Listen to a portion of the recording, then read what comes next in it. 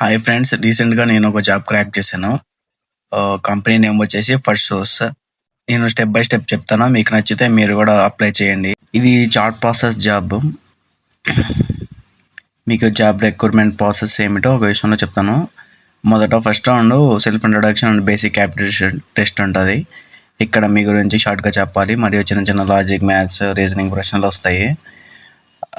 Second test వచ్చి typing test, speed and accuracy ఇక్కడ చాలా ముఖ్యం. కనీసం 30 నుంచి 35 వర్డ్స్ పర్ మినిట్ స్పీడ్ ఉండాలి. అండ్ థర్డ్ రౌండ్ వచ్చేసి ఆపరేషనల్ రౌండ్. ఇది బేసికల్లీ మీ జాబ్ సిచ్యువేషన్ హ్యాండిల్ ఎలా చేస్తారు, క్యాపబిలిటీ చెక్ చేస్తారు అండ్ బేసిక్ క్వశ్చన్స్ ఉంటాయి. ఇది క్లియర్ అయ్యాక అన్బోర్డింగ్ జరుగుతుంది. డాక్యుమెంట్ సబ్మిట్ చేస్తే జాబ్ కన్ఫర్మ్ అవుతుంది.